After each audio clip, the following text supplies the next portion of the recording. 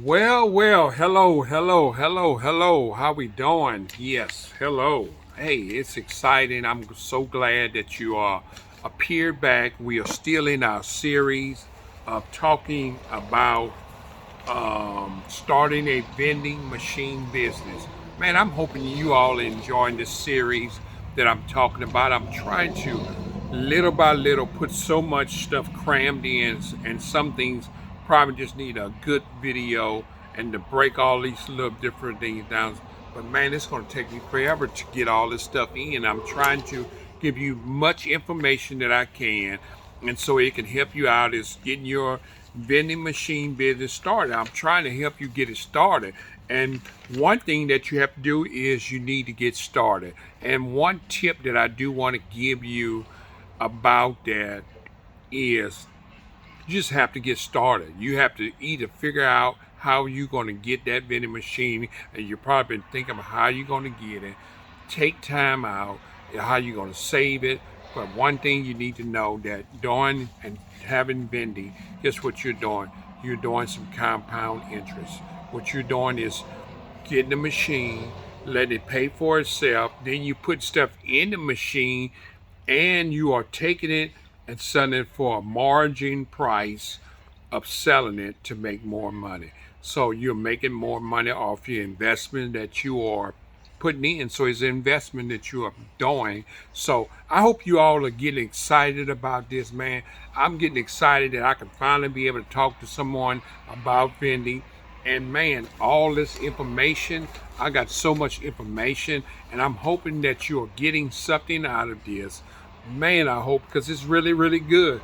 Now, today I want to talk about managing inventory and operations. When you got a vending business, you got to be able to manage inventory. I have so many people that I have trained and trying to help them on their vending journey, and a lot of times they have a problem with managing their inventory and operations.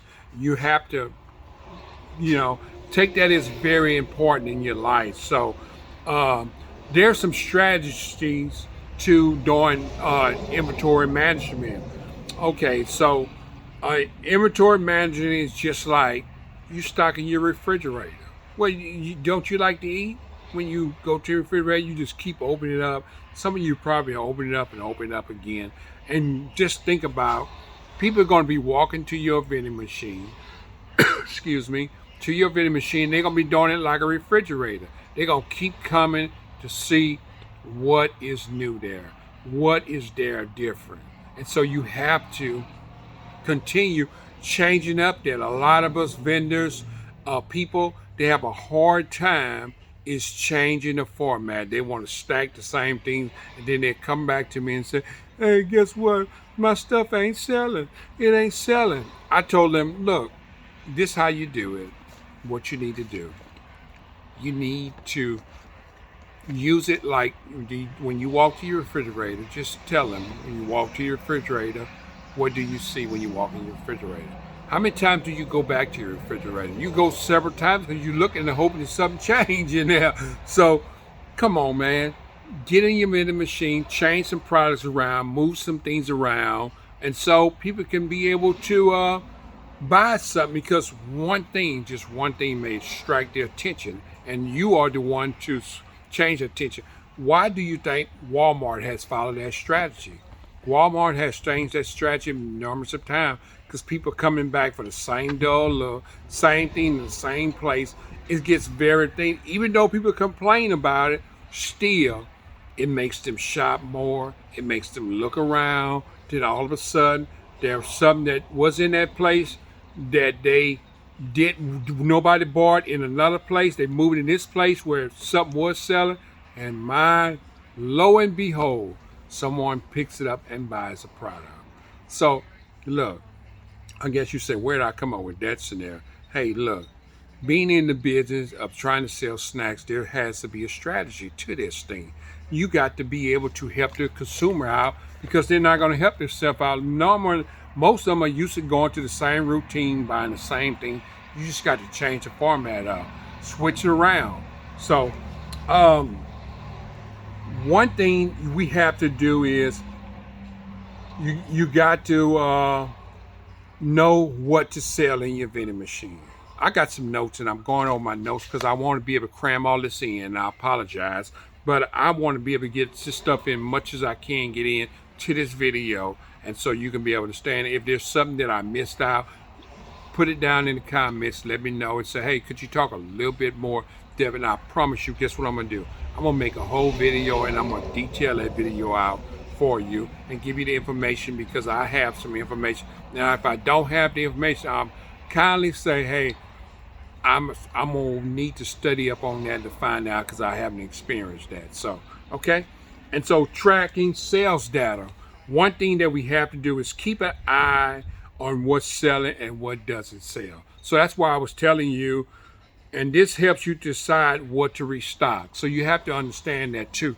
But I always, even though some product may sell at the same time, a lot of it, I still like to take it away for a little while and then bring it back. I like to move it around in another position to do that. And so that's what you have to do to make it not look so boring, or to be boring. You have to keep the excitement in the vending machine, giving someone to keep coming to that machine, looking and hoping something change. After a while, I have been in the game for a while, and it gets where no one's buying something. You can leave that stuff set at the same time, nobody's something, but when you change it around, somebody say, boom. Okay, and one thing too, you have to regularly stock your machine. If your machine is empty, you need to evaluate and say, okay, I need to be at this time to stock your machine. Do not, please do not leave your machine and neglect your machine. You have to take care of it. And at the same time, in operation, I'm gonna throw you one tip in this. This one is for free, that you're gonna have some shoplifters attached to your vending machine. So I guess you're saying, wait a minute, what do you mean by shoplift? How's somebody gonna shoplift a machine? Where there are gonna be people that are gonna say, hey, I lost my money the other day and now this right here got jammed, or I didn't get it, it didn't come out, and then went in, and then it may not be jammed at that moment. Then they'll say, well, somebody else must have got it because it was just right there. So you're going to have people that's going to say that they're going to money.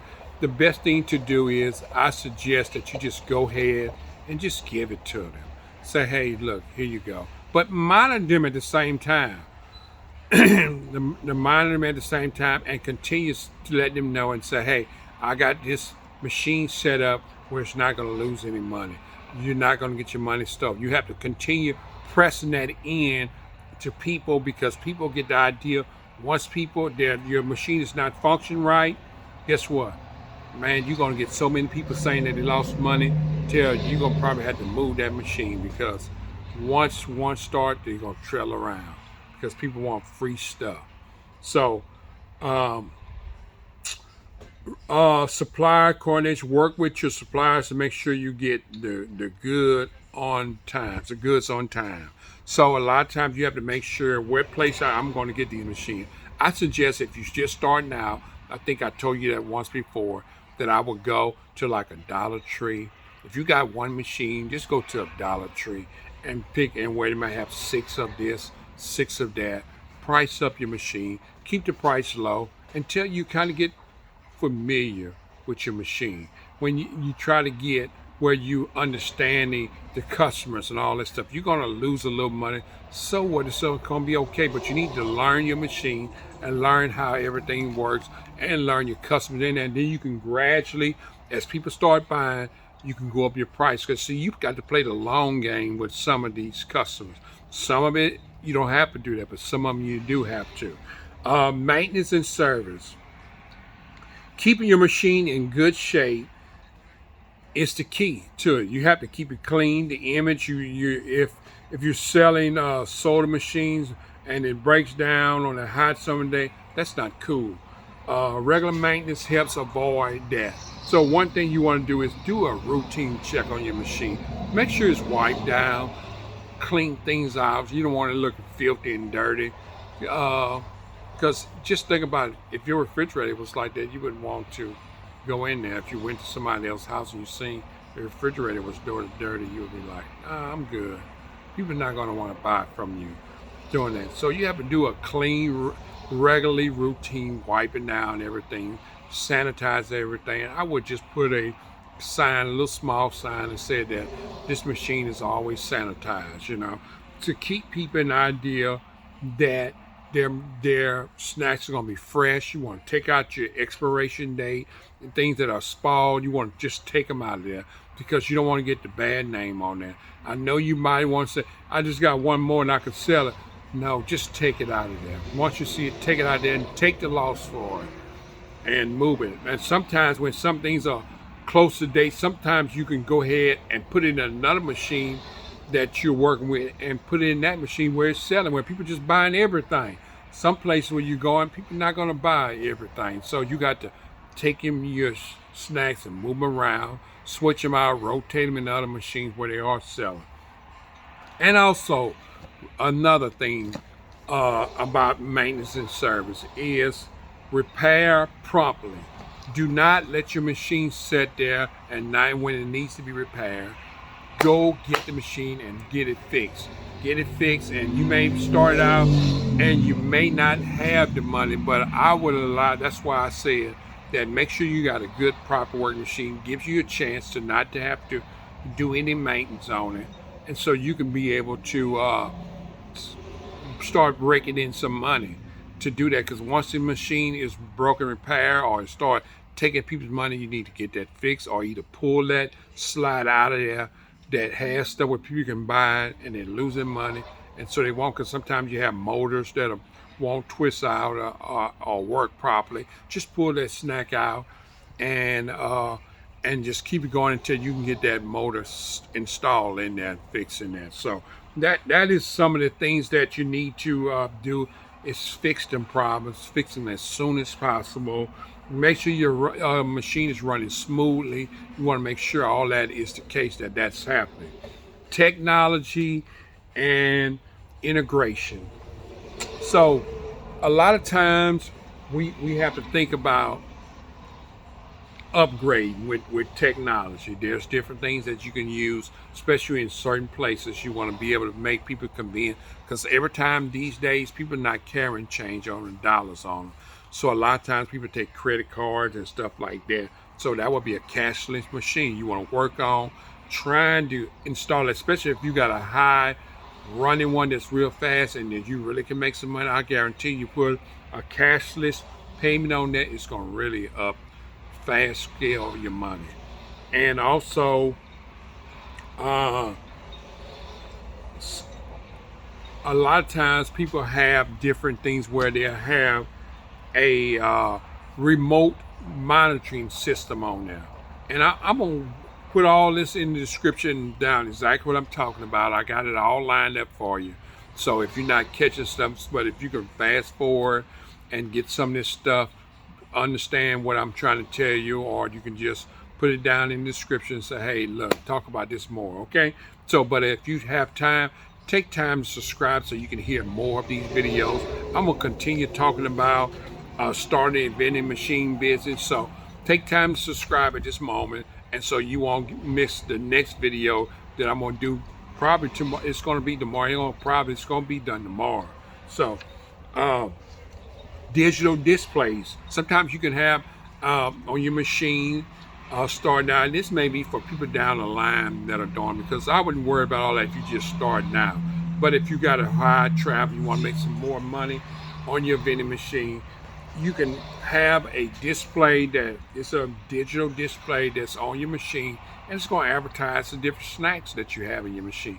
You want to make it appealing, and maybe chips just falling out of a bag all the time, or drinks that are just pouring. You know, something that's going to be persuasive so people can want to buy stuff. So this is going to be all in this video that I want to talk about. And I talked about inventory maintenance, tracking your sales and data, regular restocking your machine, make sure that you get your snacks in properly so people won't have to wait and looking for different things. And like I said, if you want to be able to do it, get a list and put it attached to the machine. and to be able to find out what people want in that machine. I promise you that will work a whole lot better. And sometimes I wouldn't put a whole lot in it to start out, because sometimes people say they'll buy a lot of stuff and they won't buy it. They say you can fill all this whole machine up and I'll buy one every day, all day. It's pretty much is not true, really. But some of them will, and then you have to test the waters with it. Put very few in there. So